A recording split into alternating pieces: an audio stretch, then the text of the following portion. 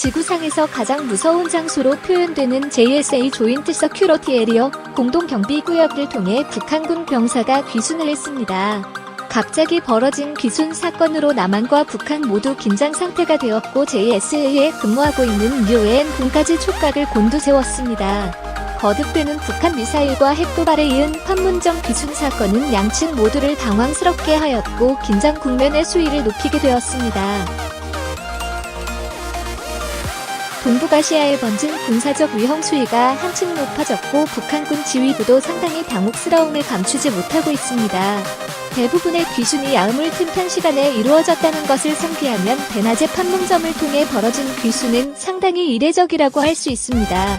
공동경비구역 자체의 긴장감으로 정실력이 강력한 병력을 우선 배치한다는 것까지 감안하면 북한으로서는 상당한 굴욕입니다.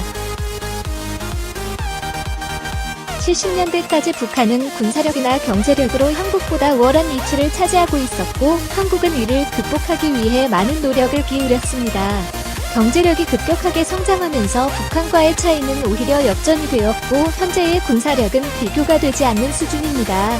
군 4분 개선 부근에서 군생활을 한 전역자들은 북한군이 스스로의 식량을 구비하기 위해 밭을 개간하거나 씨를 뿌리는 경우를 직접 목격한 경험을 가지고 있습니다. 북한군은 대체적으로 10년 내외의 복무기간을 가지고 있으며 상당히 취약한 조건하에 생활하고 있습니다. 긴 복무기간뿐 아니라 북한의 핵개발과 미사일 도발이 이어지면서 세계의 국가들은 북한의 경제제재 조치를 취하고 있으며 김정은도 제2고난의 행군을 각오하고 있습니다. 보잘것없는 경제 환경이 더 나쁜 상황으로 이어질 것을 스스로 예상하고 있습니다. 경제력이 성장하면서 한국군은 첨단화된 무기의 도입과 현대화를 지향하고 있으며 세계 10위권의 국방 예산을 책정하고 있습니다.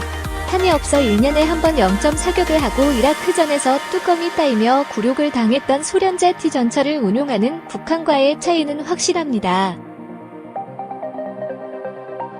비대칭 전략을 만들기 위해 오롯이 핵개발에 목을 메고 있는 북한 군부와 김정은의 행보를 이해할 수 있습니다.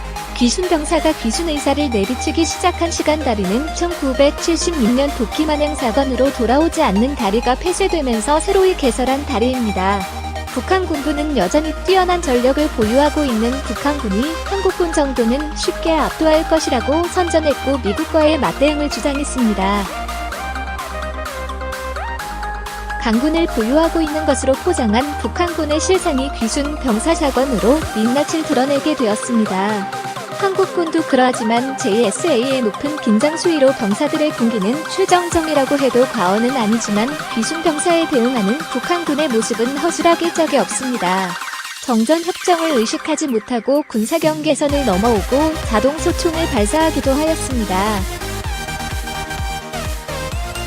북한군이 사용하는 돌격 소총은 AK를 개량한 AK의 북한군 버전식 보총입니다. 탄의 높은 대인 저지력보다는 안정적인 탄도와 반동을 잡아내기 위해 개량되었기에 높은 수준의 돌격 소총으로 알려져 있지만 병사들의 사격 수준은 총기 수준에 미치지 못했습니다.